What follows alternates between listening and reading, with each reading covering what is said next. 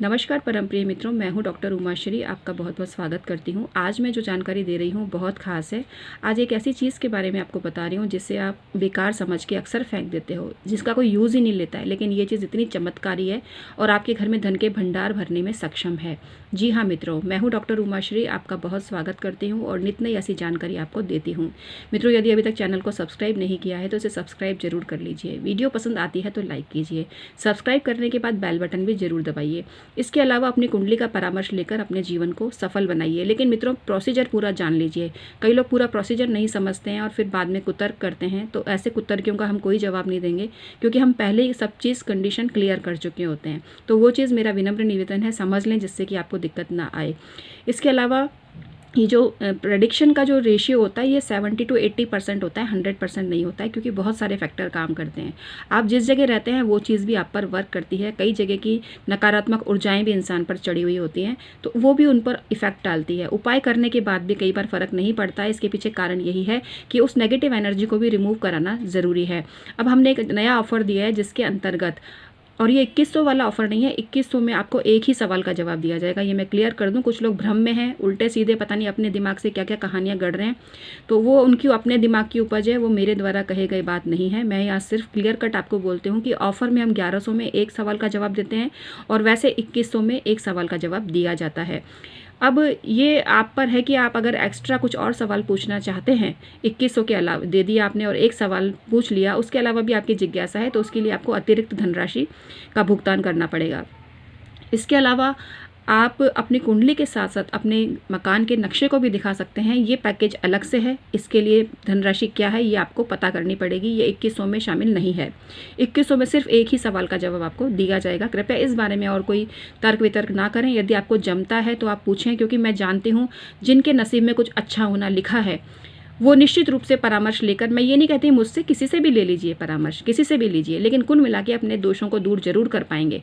और जिनकी किस्मत में भुगतना ही लिखा है तो वो मुझसे क्या किसी से भी नहीं पूछेंगे और अपने ही दिमाग का इस्तेमाल करेंगे। तो खैर, कुल मिला के परमात्मा आपका कल्याण करें। यहाँ हमारा उद्देश्य ये नहीं है कि आप कुंडली परामर्श लेंगे तभी सुखी रहेंगे। आप वैसे भी सुखी रह सकते हैं, लेकिन उसके लिए आपके ग्रहों का अच्छा होना भी तो जरूरी है। ग्रह तो बिल्कुल बेकार बैठे हैं कुंडली में, और यही रीज़न है कि आप कुछ उपाय नहीं करना चाहते, क्योंकि ग्रह इतने खराब है ना, वो आपको करने ही नहीं देंगे।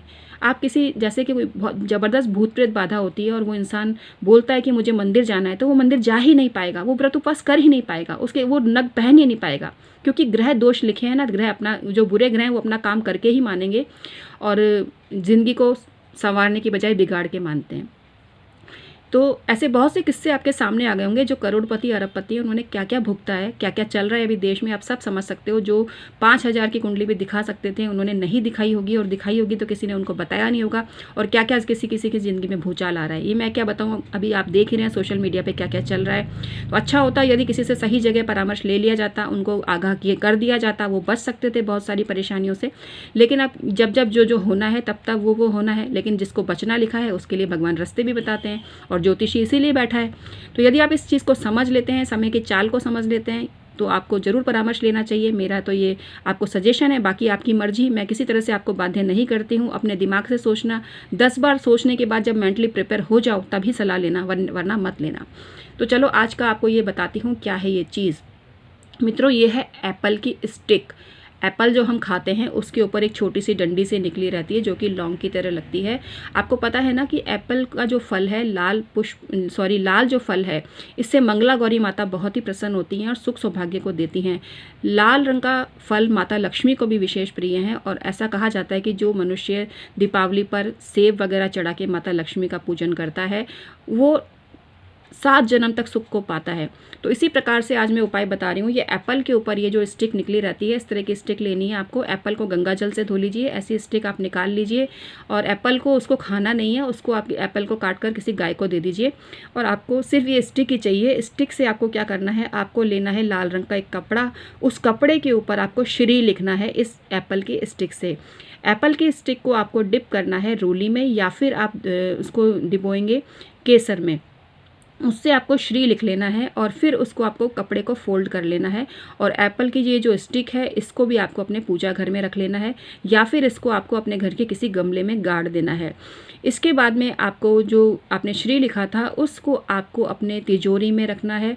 ऐसे आप 2-3 कपड़े तैयार कर सकते हो, जिसको आप एक को तिजोरी में रख लो, एक को अपने पर्स में रख लो और एक को आप अपने पूजा स्थान में रख लो। बस इतना करने मात्र से आपके घर में इतना पैसा आएगा कि आप संभाल नहीं पाओगे।